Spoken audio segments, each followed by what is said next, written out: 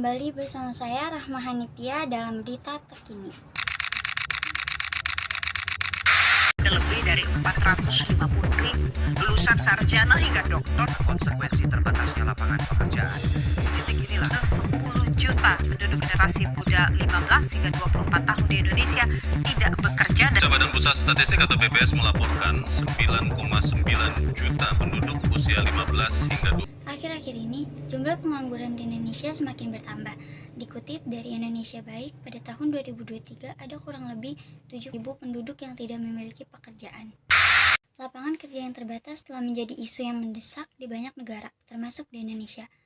Kelangkaan lapangan kerja memiliki dampak yang signifikan pada tingkat pengangguran dan stabilitas ekonomi suatu negara.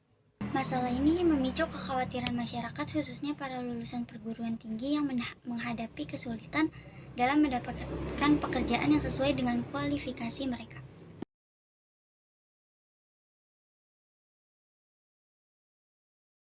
Berdasarkan survei kerja nasional yang dilansir harian Kompas 15 Oktober, kenaikan tingkat pengangguran terbuka usia 15-29 tahun naik menjadi 2,18%. Data yang sama juga menunjukkan penurunan angkatan kerja baru yang mendapat pekerjaan dari 53,1% sebelum pandemi menjadi 44,5% saat pandemi.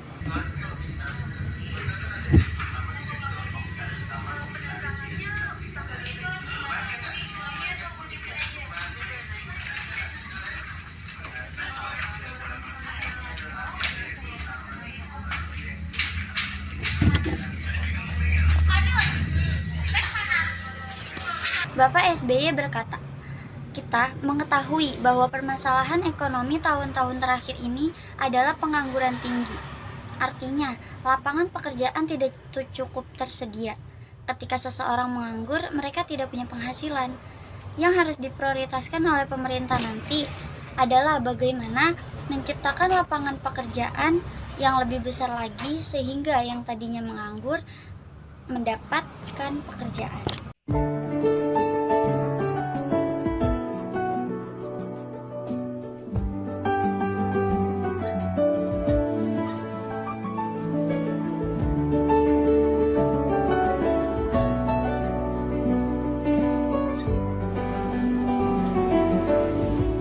Dampak kelangkaan lapangan kerja yang signifikan adalah kestabilan ekonomi.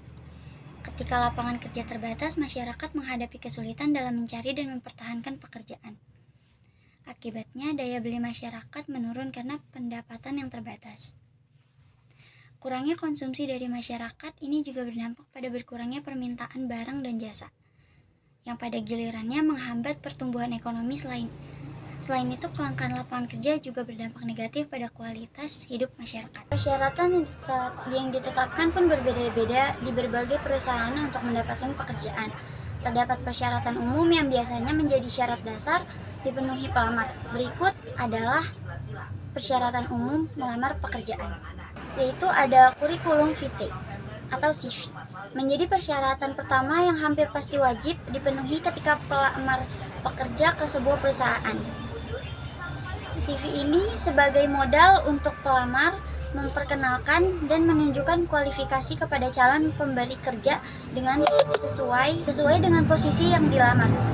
CV berisi tentang deskripsi diri, penjelasan rinci mengenai pengalaman kerja, latar belakang pendidikan, dan presentasi atau keterampilan serta pencapaian dalam hal akademis maupun profesi.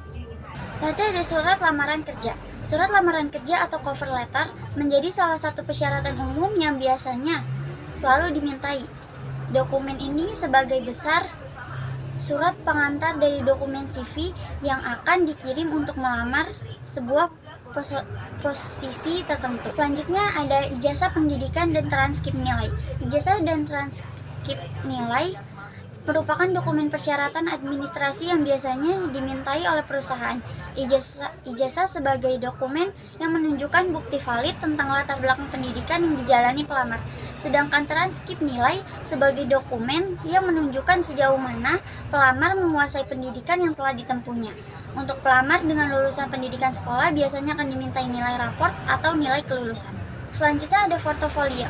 Portofolio kerap menjadi persyaratan melamar kerja yang sering dimintai oleh perusahaan, terutama untuk lowongan pekerjaan di bidang kreatif atau berkaitan dengan menghasilkan karya atau hasil. Selanjutnya ada sertifikat keahlian.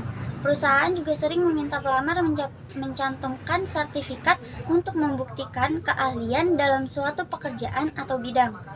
Sertifikat bisa berupa sertifikat akademik maupun non-akademik. Sertifikat bisa menjadi nilai tambah pelamar. Selanjutnya ada identitas pribadi.